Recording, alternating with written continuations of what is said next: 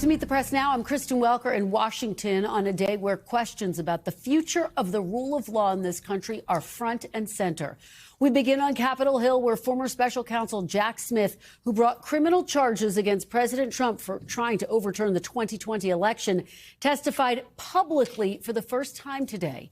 In a confrontational and highly partisan hearing before the House Judiciary Committee, Smith stood by his determination that his investigation had uncovered evidence to prove beyond a reasonable doubt that President Trump committed multiple crimes. And he issued this stark warning about the rule of law. After nearly 30 years of public service, including in international settings, I have seen how the rule of law can erode. My fear is that we have seen the rule of law function in our country for so long that many of us have come to take it for granted. The rule of law is not self-executing. It depends on our collective commitment to apply it. It requires dedicated service on behalf of others, especially when that service is difficult and comes with costs. Now, those comments coming just hours before the president urged his Attorney General, Pam Bondi, to investigate Smith. Posting on social media, quote, deranged Jack Smith is being decimated before Congress. Hopefully, the Attorney General is looking at what he's done, including some of the crooked and corrupt witnesses that he was attempting to use in his case against me. A big price should be paid by them for what they have put our country through. Smith then reacting to that social media post and testifying he believes the Trump Justice Department will target him. With respect to me, I think the statements are meant to intimidate me. I will not be intimidated. I think these statements are also made as a warning to others what will happen if they stand up. And I am, as I say, I'm not going to be intimidated. We did our work pursuant to department policy. We followed the facts and we followed the law, and that process resulted in proof beyond a reasonable doubt that he committed serious crimes. I'm not going to pretend that didn't happen because he's threatening me. And Mr. Smith, do you believe that President Trump's Department of Justice will find some way to indict you? I believe that they will do everything in their power to do that because they've been ordered to by the president. Now, Republicans on the committee today remaining fiercely loyal to the president and accusing the former special counsel of partisanship. And it was always about politics. And to get President Trump, they were willing to do just about anything. You, like the president's men for Richard Nixon, went after your political enemies. Maybe they're not your political enemies, but they sure as hell were Joe Biden's political enemies, weren't they? They were Harris's political enemies. They were the enemies of the president, and you were their arm, weren't you? No. If this defendant were anyone other than Donald J. Trump, Mr. Smith, I find it hard to believe that we would be sitting here today having a hearing about an indictment that was returned, knowing that the elements of the offenses could not be demonstrated. Now, we should note a judge dismissed Jack Smith's classified documents case against the president, ruling Smith's appointment was unconstitutional and the election interference case effectively ending when President Trump won re-election. I'm joined now by NBC News senior justice reporter Ryan Riley and former U.S. Attorney Carol Lam. Both of them have been tracking this hearing throughout the day. Thanks so much for starting us off, Ryan. Let me start with you. You watched every second of this historic moment on Capitol Hill. What were your key takeaways today? I don't think there was the moment necessarily that Republicans were thinking that they sort of had that gotcha moment. And I think that's what they're interested in. Beforehand, you sort of had, we had basically a trial run of this because they had that behind the scenes deposition that then the clips from that, or the entire video of it, in fact, was released on New Year's Eve when a lot of people might not have seen it. And the question was, why did they decide to release that on New Year's Eve? But in this case, I think that there was a few moments where they were trying to focus in on these constitutional questions over the First Amendment and where exactly those bounds, lines led. And that's something that was litigated heavily in these cases. And there were cases where Jack Smith, they tried to restrain what Donald Trump could say about the case. And an appeals court did, in fact, pull that back a little bit about those restrictions on what Donald Trump could say. But overall, the thesis of this is this was a fraud case at its core. And I think that that's what Jack Smith continued to hit. You can't just use the First Amendment as the shield against any case, even when you're constituting a fraud. Even a lot of the fraud cases that Donald Trump would like brought against his enemies, they can't just say, hey, First Amendment here, that gives us this full shield. Did Jack Smith provide any new insight, Ryan, into why he brought these charges against President Trump?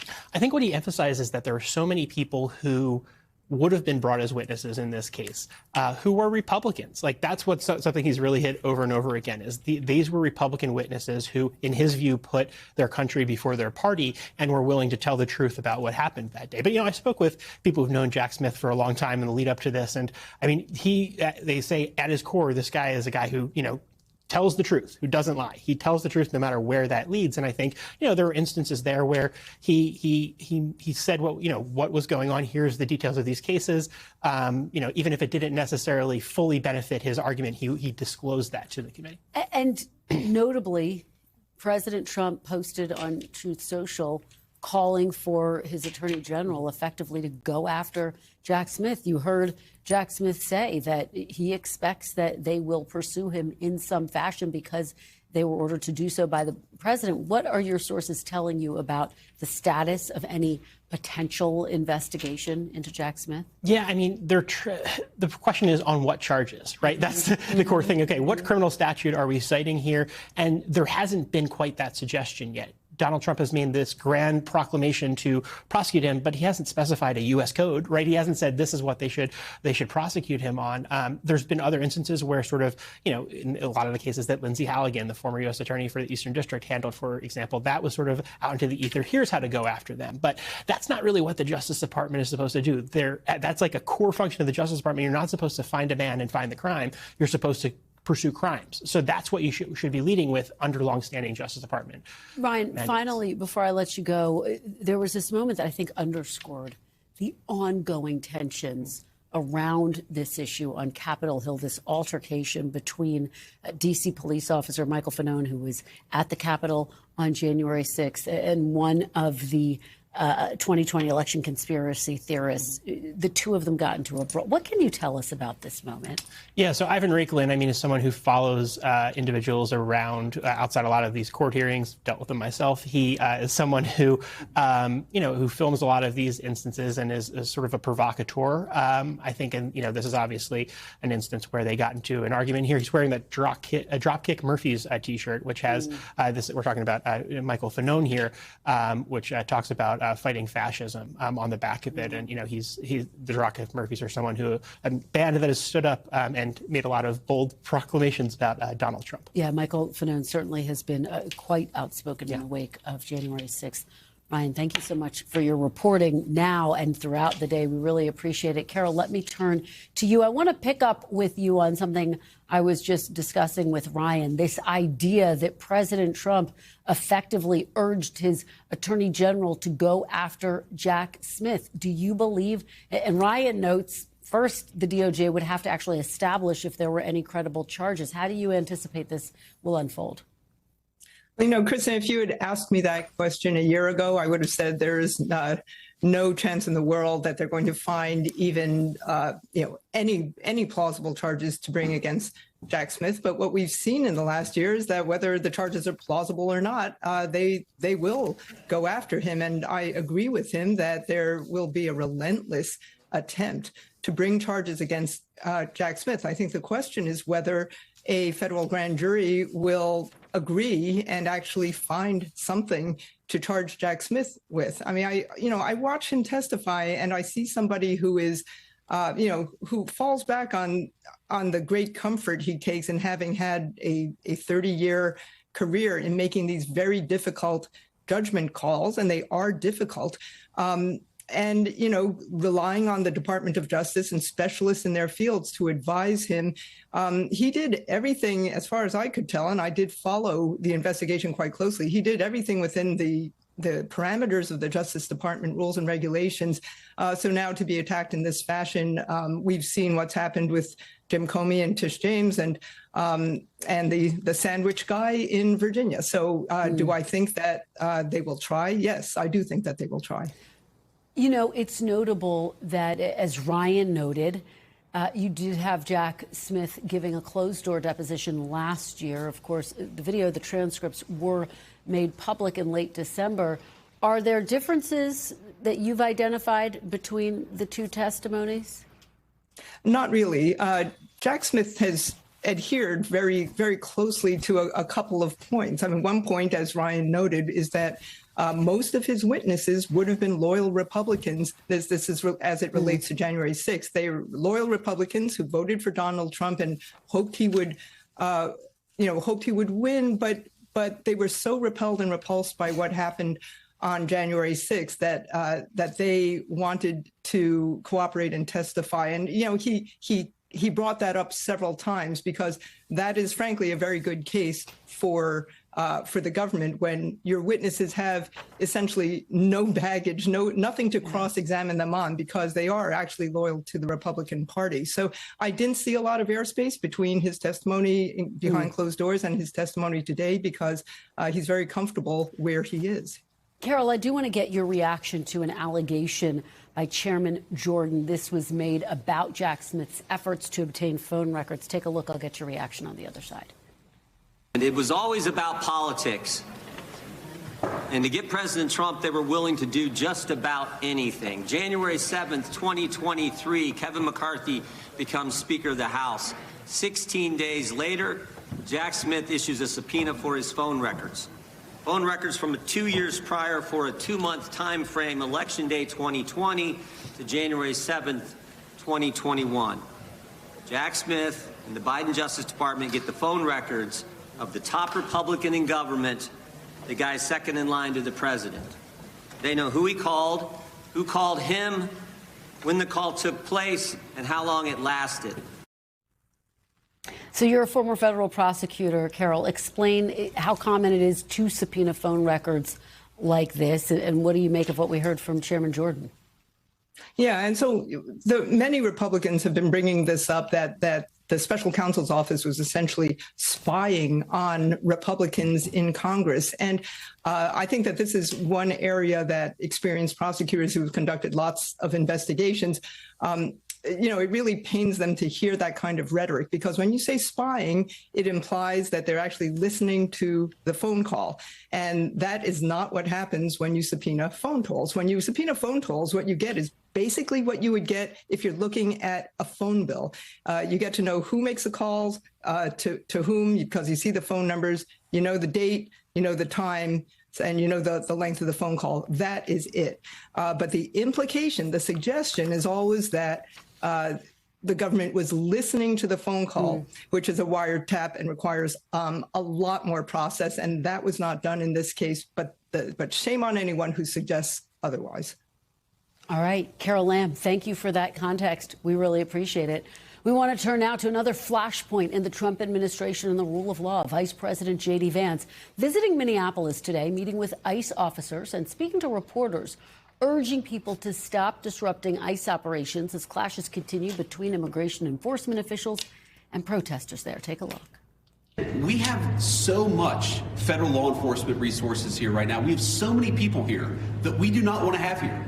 I do not want so many ICE officers in Minneapolis right now. I mean, good Lord, it's really, really freaking cold outside. But they're here not even to enforce immigration laws, but to protect the people from the rioters. That's an absurd state of affairs, and we wouldn't need it if we had a little bit more cooperation from the Minneapolis Police Department. The vice president's words come after tense confrontations yesterday in Minneapolis, including this one.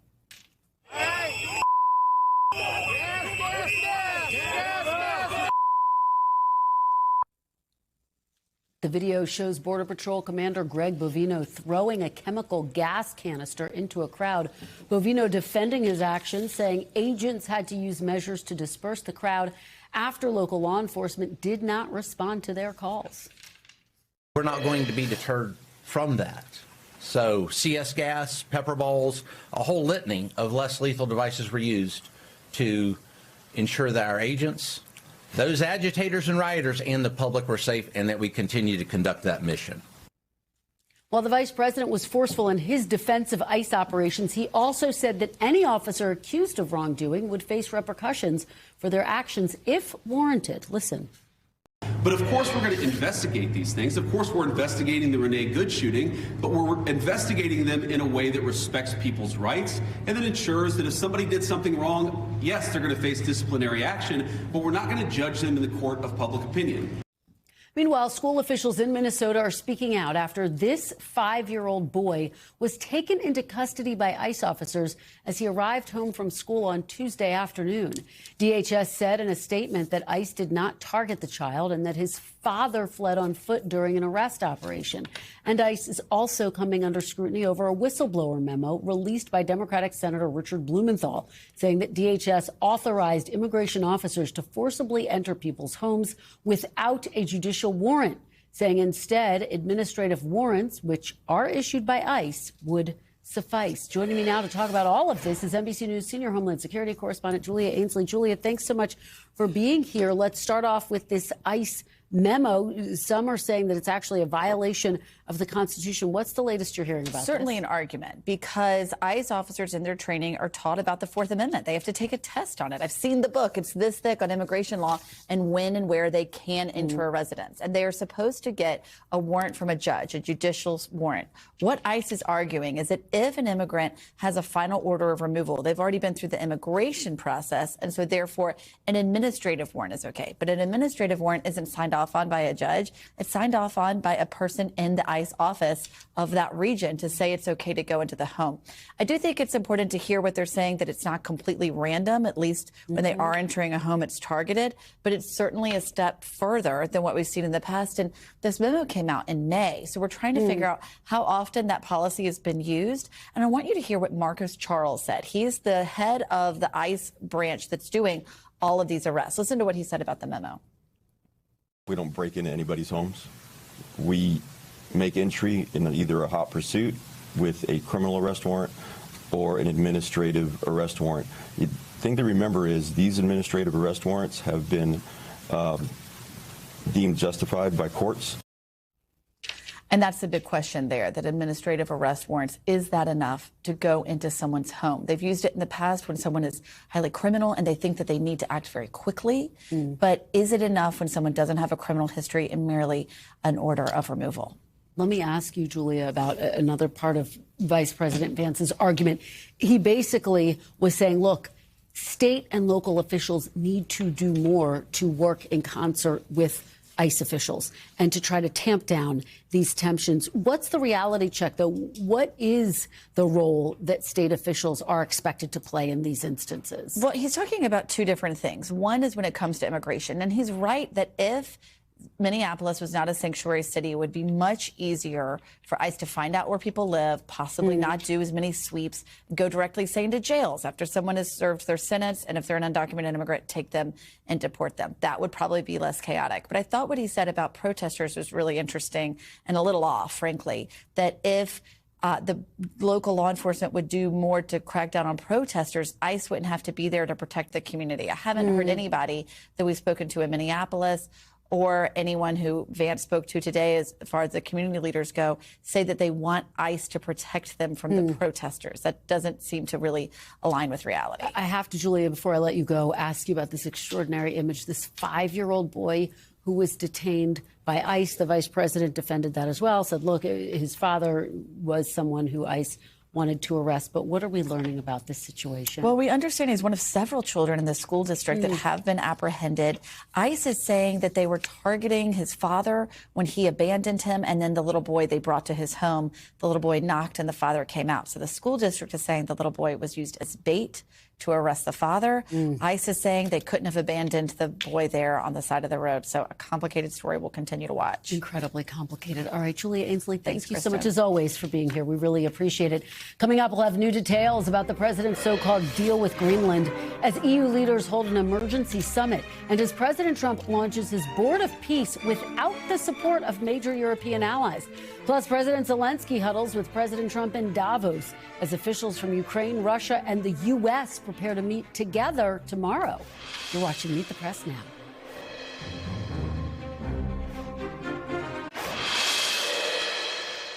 Welcome back. President Trump is on his way back to Washington after a tumultuous 2 days at the World Economic Forum in Davos, Switzerland, appearing to de-escalate a crisis over Greenland that he largely created. Yesterday, President Trump announcing a framework for a future deal on Greenland and withdrawing his tariffs on 8 European countries that were set to go into effect next month. Now, remember, just this past weekend, President Trump said he would settle for nothing less than, quote, complete and total control of Greenland. But here's what he said today about his so-called deal. We're getting everything we wanted, total security, total access to everything, have as many bases, have all the equipment that we want. So what are we talking about, an acquisition of Greenland? Are you going to pay for it? I mean, we're talking about it. It's really being negotiated now, the details of it, but essentially it's total access.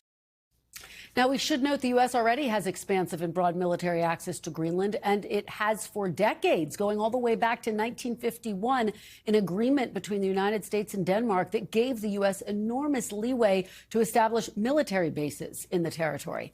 Meanwhile, Greenland's prime minister saying today he still does not know the details of this new proposed framework and reiterating that Greenland's sovereignty remains a red line. In terms of the deal there's been talking about, I don't know what's concrete in that deal either. But I know that we have now a high-level working group working on a solution for both parties. We have said from the beginning in Greenland, we have some red lines. We cannot cross the red lines. We have to respect our territorial integrity. Before leaving Davos, President Trump also hosting a signing ceremony with leaders joining his board of peace, which the president suggested could rival the United Nations. According to the board's charter, President Trump will serve as the inaugural chairman and have veto power over all the board's decisions. Joining me now is NBC News Chief White House Correspondent Peter Alexander in Switzerland and NBC News Chief International Correspondent Keir Simmons. Peter, I have to start with you. You've been traveling with the president throughout the course of this week. I know you've been talking to your sources. What more are you learning about this framework of a deal on Greenland? You know, Kristen, what's striking to me is as the president departs, things are not too dissimilar from where they were before he left here. The president, as a Danish senior official told us late today, basically could have had all the elements of this framework that he's discussing for the past many months. That, as you note, dating back to the Cold War, there has been an agreement between the U.S. and Denmark that basically said if the U.S. wanted to build more bases, put more troops on its land, that they were effectively free to do that. Nonetheless, the president ratcheted up the tension and then ultimately backed away on military force, on tariffs, left a lot of people here rattled, angry, frankly, and disappointed, in the words of that official from Denmark, telling us late tonight that, among other things, they believe that the relationship, the transatlantic relationship, has certainly in some ways been damaged by what we've witnessed over the course of the last several days. So what is in this deal right now? NBC News has been reporting, based on two former senior officials, that the president has recently been discussing his desire to put more troops on the ground in Greenland, even before he arrived here, to have more bases there, with the desire that he could use that in part to build this proposed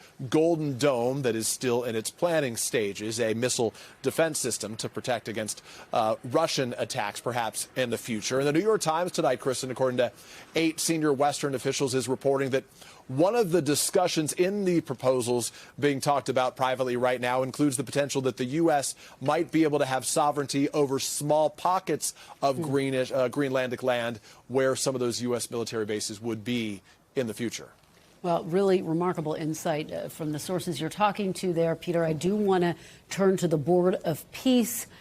Just extraordinary that he's creating this body that some European leaders feel does run counter to the UN.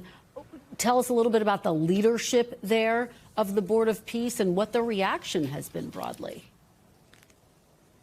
Well, let's talk about this as it relates to the United Nations. The president today saying they thought they could work very closely with the United Nations, but you don't need me to tell you how fiercely critical he has been of the UN in the past. And while there have been about 50 invitations sent out to countries, roughly 20 or more countries have said yes today. Among those who have said no, declined this offer from the president, some of America's traditional allies. France and the United Kingdom saying among their concerns are the idea that this could undermine, could compromise the strength of the United Nations. Among those who have been invited, who have yet to accept the offer, Vladimir Putin, Russia's president, and among those in the room that accepted the deal as well, many with authoritarian leaders. You just sort of look around the room, and it was pretty striking today. We saw Azerbaijan, Bahrain, Saudi Arabia, Argentina, many other countries there side by side with the president. But the point you said at the top, Kristen, was particularly critical, that the president basically runs the show on this. I was talking to our friend Keir earlier today, and in many ways, this is the I run the world board, in effect, as Keir and I discussed. And look at this, if you want to see how it is a bit similar to the United Nations, side by side. Here's the UN's emblem. Here is the emblem of the new Board of Peace. One, the UN, shows a map of the world. The other, the Board of Peace, presented to you by President Trump, has the U.S. front and center, and it looks like the logo has been dipped in gold. Just remarkable optics there, Peter. Thank you for showing us that side by side and for all of your great reporting and your long trip there. We really appreciate it. Keir, I want you to start off where Peter left off, which is the Board of Peace. The reaction that you are hearing from the United States allies, international partners, what are people saying? Well, the UK and France says that it's not going to say that they're not going to join the Board of Peace. European countries are mostly or many saying that they won't join the Board of Peace. You might say that's not surprising given the rift, the ruck that President Trump just had with the Europeans over Greenland. They're probably not in a mood to start supporting his great plan. There's another part to this too, and Peter touched on it, which is just think about this. At the moment, you have a United Nations with a Security Council with permanent members that are Britain and France, as well as Russia and China and the United States. They all have a veto. The Board of Peace, there's only a veto for the chairman, Donald Trump, who can stay as chairman for as long as he likes. And this is according to the charter that they've published, and will decide who the next chairman should be. So why would France and the UK agree to join a body where they no longer have a veto and are working under the US president, unlike at the UN? But that leads me to another interesting, fascinating question, because that's the allies of the United States. But what about the adversaries? Why would President Putin sign up? Certainly, why would President Xi of China sign up to that? They will quickly recognise this as them potentially being layered, as you would say in management speak, a dilution of their authority and of their power. And I suspect in the Kremlin right now, President Putin is trying to weigh up that question, because on the other hand, joining the Board of Peace gives him a platform on the world stage with the United States that he hasn't had since his full-scale invasion of Ukraine.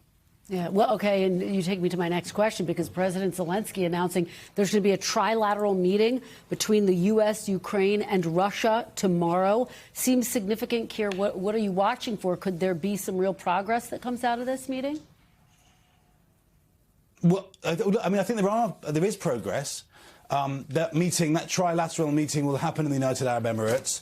And I think it's going to be Abu Dhabi, and I think it's going to be fascinating. I didn't pick up, from what I've seen reported, whether that will be a face-to-face meeting with the Ukrainians and the Russians, or whether they'll be separate. It's not the first time that they've all been in Abu Dhabi together, so it is progress. It's not a breakthrough. We do have President Zelensky now saying that they have agreed there is now a security agreement with the United States in writing that he has put together with President Trump, which won't be signed until there's a peace deal. But I do think that you are seeing real progress from those negotiations with Ukraine. But the question remains, what is President Putin going to agree to? And Jared Kushner and Steve Witkoff, President Trump's son-in-law, of course, and his envoy, are in Moscow as we speak, Kristen, talking to President Putin. And it'd be interesting to know what they're hearing from him. Up till now, he has stuck to his maximalist goals. Well, I know you'll be among the first to get all the details. Keir, as always, thanks for your great reporting. We appreciate it. Great to see you. Coming up next, sign of the times, brand new polling on President Trump's lackluster political standing at home as voters express skepticism about his handling of key issues, including the economy. Steve Kornacki is standing by at the big board to break it all down for us. Don't go anywhere. This is Meet the Press Now.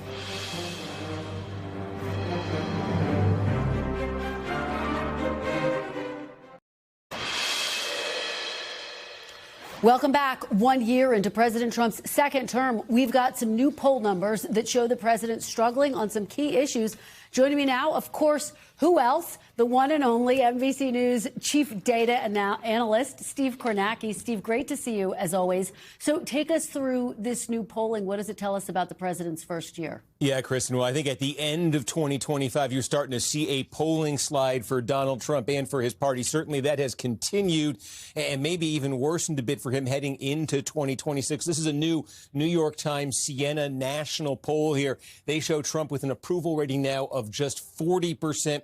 56% say they disapprove. Again, this is basically a year now into Trump's second term. When he came back to office to start that second term, this approval rating in some polls was actually in the mid to high 40s. You can see now it's more consistently at this level. And again, 40 might even be a tick lower than we're seeing in some other polls. What are the ingredients that go into that? The major issues here they checked in on in this poll here. Look, no news story here when it comes to the economy, inflation, and the cost of living. These are low marks for Trump's handling of those issues. A lot of disapproval there. That was the story all of 2025, certainly for him as well. But more front stage, center stage here in the last couple of weeks, the issue of Venezuela and the issue of immigration certainly been in the headlines more. And again, low numbers there for Trump as well, really matching his approval rating, 40% on immigration, 41% on Venezuela.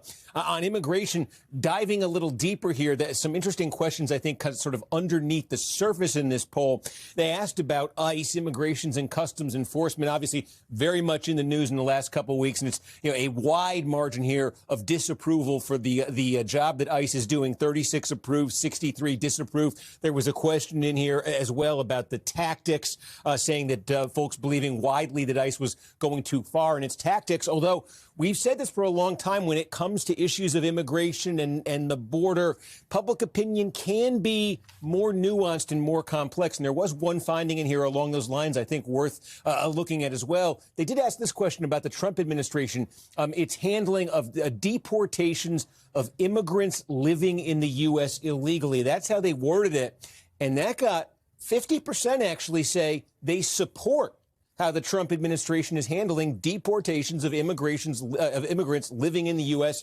illegally. Only 47% opposed. So again, low overall marks on immigration, very low marks for ICE, for the work that ICE is doing, but maybe a step above that, just the overall question here of deportations, you see a very different number there. Well, fascinating when you break down, go more deeply into the immigration question, Steve. Let me ask you, because, of course, the midterms are the backdrop to all of this. Does the poll have any clues about how things might play out in November? Yeah, you get a read here on the generic ballot. Which party would you vote for Congress? And you see here Democrats with the advantage, 48% Democrats, 43% Republicans, a 5-point advantage for Democrats. That's obviously, I think, in line with what you'd expect with these numbers. Honestly, for the Republicans, that maybe if there's any good news from here, they may have feared it would be worse than 5, but 5 is not a good place to be, certainly for a party. All right. Well, Steve, you and I are going to be together a whole lot this year, and I'm looking forward to it. Thank you so much. Really appreciate it. And coming up, we'll dig deeper into what's next for the administration's sweeping agenda ahead of the midterms. The panel's next. Keep it right here on Meet the Press Now.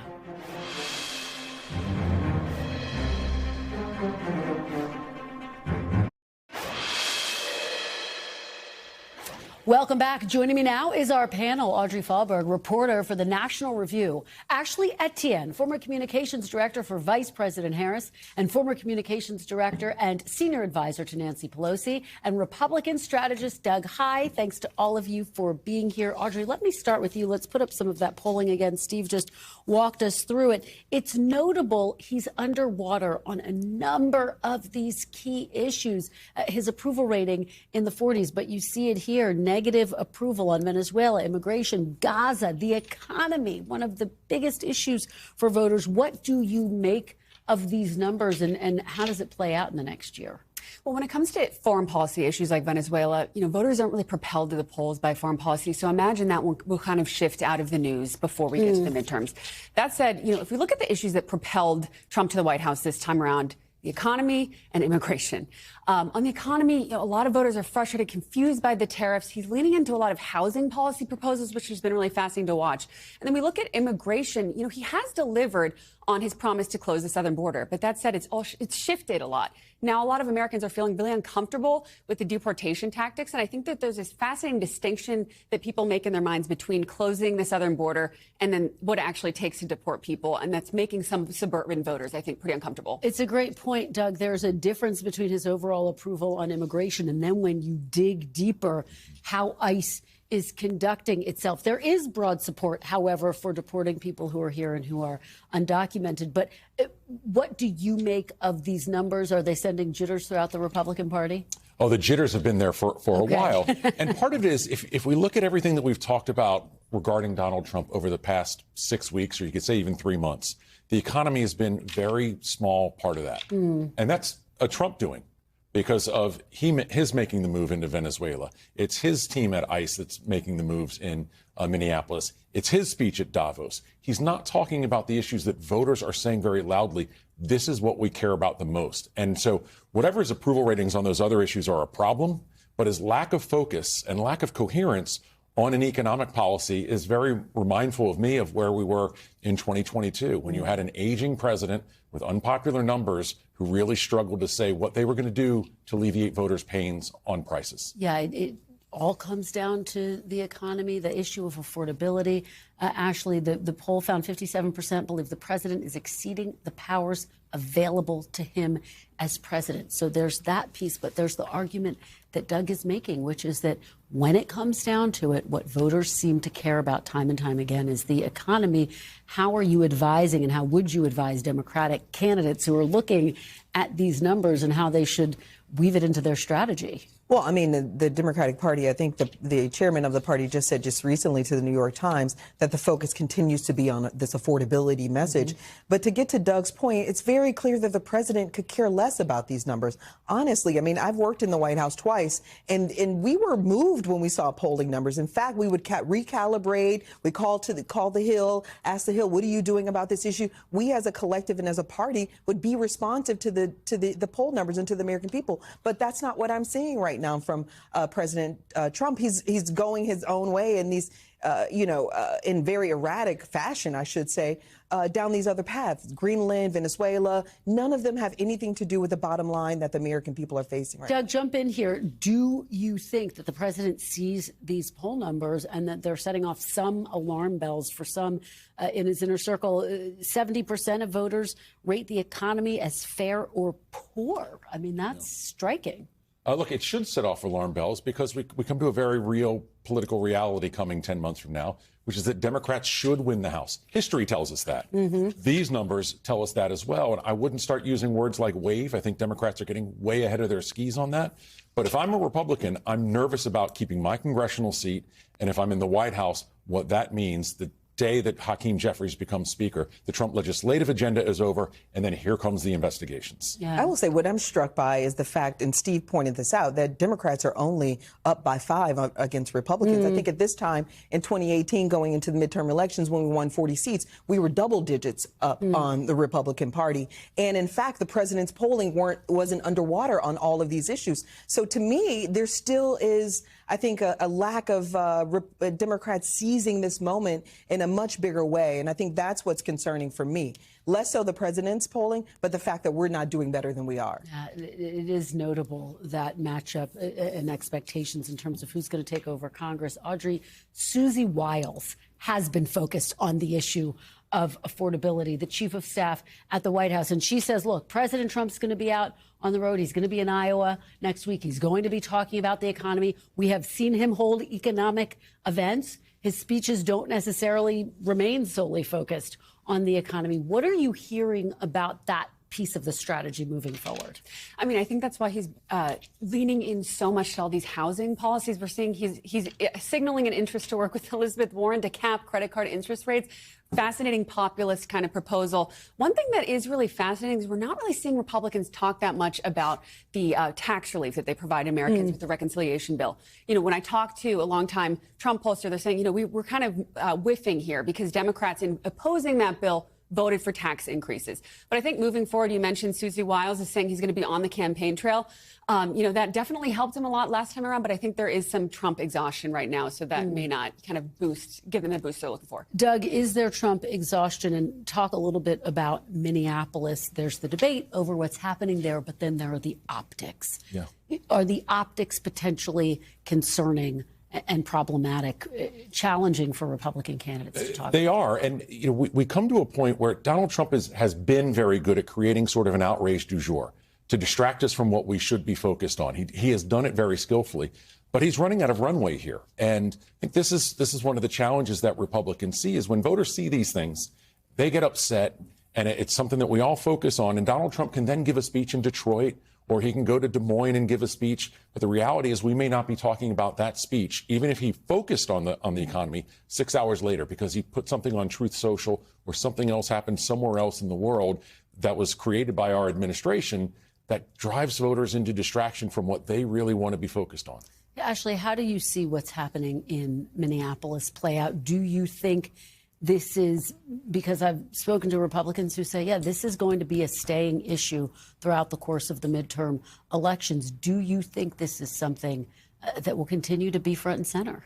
I think it is, because the president's not backing off this issue of sending troops into cities, and especially blue cities. So I think it's going to continue to be an issue. And the issue for a lot of Republicans, which is not showing up in the polls, it's a sovereignty issue. It is a states' right issue that is offending a lot of Republicans right now. And then also on the Democratic side, or I should say the side of the people, there's going to be continuous protests right now. There's teachers protesting, kids staying out of school, people not going to work. So I think they're going to, you know, what we'll see is more aggressive protests from the ground up that'll continue to be a thorn in the side of the Republicans. And meanwhile, the dominant topic today was Jack Smith. Nobody voting in the North Carolina Senate race is going to be voting on Jack Smith. All right, guys. Oh, on the Hill, yes. Great conversation, Ashley, Doug, and Audrey. Really appreciate it. We'll be right back with more Meet the Press Now.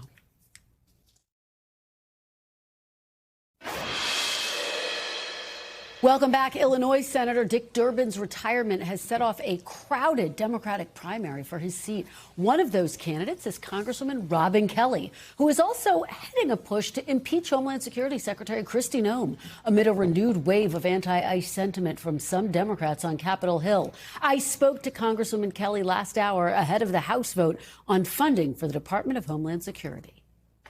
And joining me now is Congresswoman and Illinois Senate candidate Robin Kelly. Congresswoman Kelly, thanks so much for being here. Thanks so much for having me. Well, we really appreciate it. I do want to get to your race, but before we get to your race, let me start with some of the big headlines, including coming out of Minnesota. The vice president there on the ground today, really calling for tensions to lower in the wake, of course, of the shooting there of the 37-year-old woman. I want to play a little bit of what he had to say and get your reaction on the other side. Whenever you have a law enforcement operation, even if 99.99% of the guys do everything perfectly, you're going to have people that make mistakes. That is the nature of law enforcement. What I do think that we can do is, working with state and local officials, we can make the worst moments of chaos much less common, and all they've got to do is meet us halfway. Congresswoman, what do you make of that argument? The vice president saying all you have to do is meet ICE officials halfway.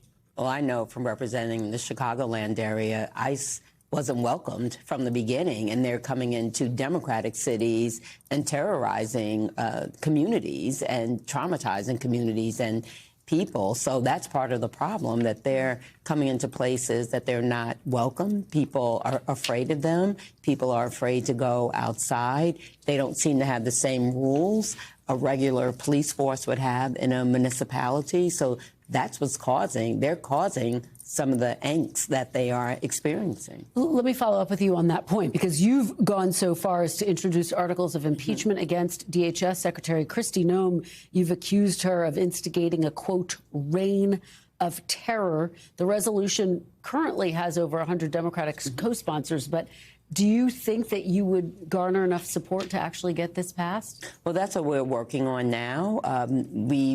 We're at 110, I was just told, now, and gaining, and other members told me that they would help me, with other members. So that's what we're working on now. And we've been working on the article since October, actually, since they came to Chicago or the Chicagoland area and did the things that they did. And they're still there now, just moving to other places. Well, let me ask you, because some of your colleagues, Congressman Bishop of Georgia said, quote, impeachment would be a distraction. Congressman Gray of California questioned whether it would have, quote, any consequential change in people's lives. How do you respond to that skepticism and criticism? Well, I know affordability in health care is the issue. I know that for sure.